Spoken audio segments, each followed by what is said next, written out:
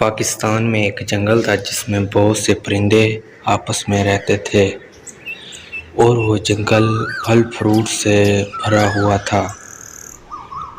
परिंदे खूब खाते पीते मज़े करते और खुशी से रहते थे। उस जंगल में एक अमरूद के दरख्त पर एक कबूतर और तोते ने अंडे दिए हुए थे। वहाँ पर एक कौवी आ गई थी। फिर तोती ने कौवी से पूछा, तुम कौन हो और यहाँ क्या कर रही हो? मैं बहुत दूर से आई हूँ। मेरा नाम गौरी है। मैं अपने बच्चों के लिए इस जंगल में घोंसला बनाना चाहती हूँ। देखो, तुम जहाँ कहीं से भी आई हो, तुम हमारे लिए अजनबी हो और हम तुमको नहीं जानते। लिहाजा मेहरबानी करके यहाँ से चले जाइए। इससे हमारे बच्चों को खतरा है। प्लीज। देखो, मैं इस जंगल में पहले रह चुकी हूँ। अगर तुम इस जंगल में रहती थी तो हमें कोई जिम्मेवारी दो। क्या तुमको इस जंगल में कोई जानता है? हाँ, इस जंगल में मेरी एक दोस्त रहती थी। उसका नाम मिसनी है। हाँ, वो अगले पेड़ पर रहती है। बेटा जाओ, तुम उसे लेकर आओ।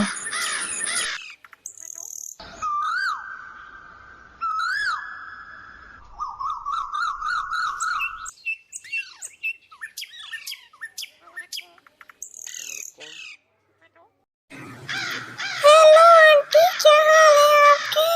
कैसी हो? मैं ठीक हूँ बेटा, तुम सुनाओ, खैरियत है? कैसे आना हुआ? मुझे अम्मी ने भेजा है। मैं आपको बुलाने के लिए आई हूँ। आपके कोई मेहमान आए हुए हैं मेरी खाला के घर। अच्छा बेटा, तुम ऐसा करो, तुम इधर ही रुको, मेरे अंडों का ख्याल करना, ठीक है? मैं जाके देखती हूँ।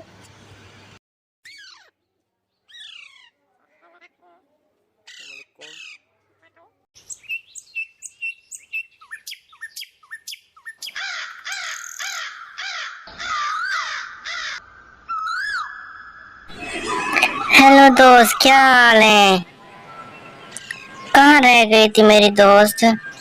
मैंने तुम्हें इर्द गिर्द सब जंगल में ढूंढा, लेकिन तुम मुझे कहीं नहीं मिली। आखिरकार तुम कहाँ रह गई थी? हाँ दोस्त, मैं ठीक हूँ। क्या बताऊँ अब मैं आपको। काफी सालों पहले एक तूफान आया था। उस तूफान में मैं खो गई थी और वो तूफान मुझे बहुत दूर किसी जंगल में ले गया और मैंने बहुत कोशिश की अपना घर ढूंढने की, लेकिन मुझे अपना घर नहीं मिला और मैं वहीं रह गई और वहीं मैंने शादी कर ली। अच्छा, तो फिर अब ये जंगल कैसे मिला? कैसे आई हो यहाँ पर? आपको तो रास्ता भी नहीं पता था। अब मेरी प्यारी दोस्त, नसीब चेक करो। अब हफ्ता पहले फिर तूफान आया था। उस तूफान में मैं फिर खो गई थी और वो तूफान मुझे साथ वाले जंगल में ले आया। तो जब मैं उस जंगल में आई तो मुझे याद आया कि मैं यहाँ बचपन में अमरूद खाने के लिए आया करती थी। जब मुझे ये याद आया तो फिर मुझे ये भी याद आ गया कि मेरा घर भी इसी साथ वाले जंगल में है। तो फिर मैं यहाँ चली आई। अब मैं अपने बच्चों के लिए इस जंगल में घोंसला बनाना चाहती हूँ। तो बहन जी कहती हैं कि हम अजनबी लोगों को नहीं यहाँ रहने देते, तो आप मेहरबानी करके इस दोस्त को समझा दें कि मुझे यहाँ पर घोंसला बनाने दें। राडो बाजे, बनाने दें इसे घोंसला। मैं इसे अच्छी तरह जानती हूँ। ये पहले इस जंगल में रह चुकी है। आप सब जानती हैं कि ये कैसे इस जंगल से चली गई थी। कोई बात नहीं, आप बना लो घोंसला। अब हमें कोई मसला नहीं है। अच्छा, अब दोस्त आपने मेरी मदद करनी है। मेरे साथ आकर घोंसला बनवा दो ताकि अंडों का टाइम आने से पहले मैं अपना घोंसला तैयार रखूं। अच्छा ठीक है, पहले अपना घोंसले पर चक्कर लगा लो, फिर हम मिलकर घोंसले के लिए सामान ले आते हैं।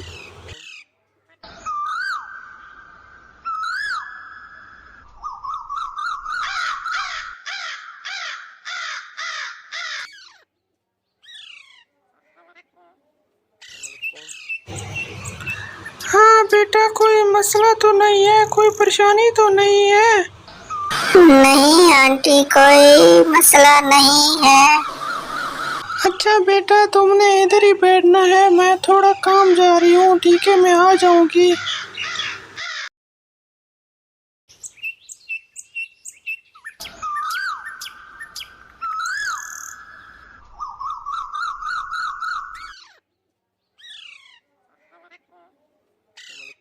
आ जाओ, फिर चलते हैं घोंसले का सामान ढूंढने के लिए।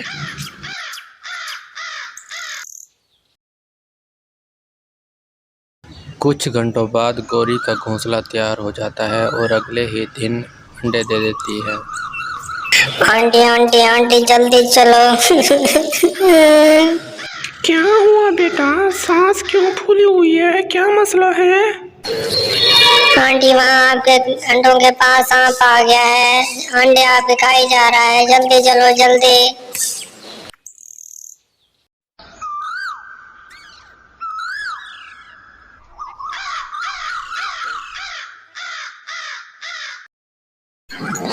ये नामरा सारे अंडे खा गया है। मैंने तो किसी का कोई नहीं बिगाड़ा था, मैंने क्या किसी का बिगाड़ा था जो मेरे साथ ये जुल्म हुआ है। मेरे बच्चे, मेरे अंडे सारे खा गया।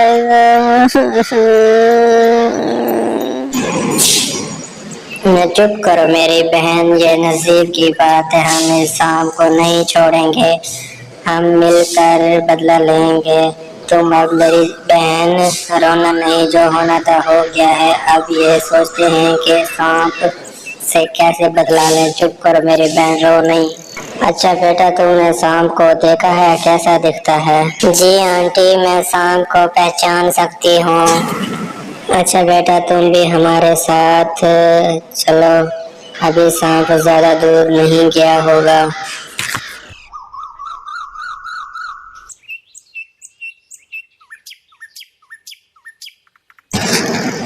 बेटा, एक सांप वो जा रहा है, क्या यही सांप था? नहीं नहीं, ये वाला सांप भी नहीं था।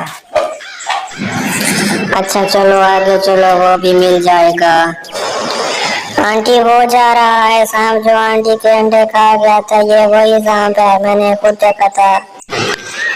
ठीक है बेटा, अभी तो सांप बिल में चला गया है, कुछ सोचना पड़ेगा कि इसे कैसे सजा दें। दिमाग में एक तरकीब आई है, क्यों ना हम सब मिलकर सांप की बिल को कंकरियों से भर दें और उसकी बिल को बंद कर दें। नहीं बेटा, इससे सांप को कोई सजा नहीं मिलेगी, क्योंकि सांप अगर 6 से 8 माह भी बिल में रहे तो उसे कोई परवाह नहीं होती। सांप के खाने की जो मिकदार होती है बहुत ज्यादा होती है, उसे कोई मसला नहीं होगा, वो कभी न कभी बिल से बाहर आ ही जाएगा। अच्छा, अब सब मेरी बात सुनो, वहाँ सामने एक औरत नहा रही है, लगता है वो औरत बादशाह की बेटी है। वहाँ पास में एक मोतियों का हार पड़ा है, उस हार को उठाकर सांप की बिल में डाल देते हैं। जब बादशाह की बेटी हमें हार उठाते देखेगी और अपने सिपाहियों को कहेगी कि कभी मेरा हार उठा कर लेकर जा रहे हैं, मेरा हार वापस लेकर आओ। सिपाहियों, कभी मेरा हार लेकर जा रहे हैं, इसे वापस लेकर आओ। फिर सिपाही कौवों के पीछे जाते हैं और कौवों ने जैसे सोचा हुआ था वो हार सांप की बिल में फेंक दिया, और सिपाहियों ने जैसे देखा कि हार बिल में चला गया है तो सांप को गोलियों से छली करके और वो हार हासिल कर लिया और वो चले गए।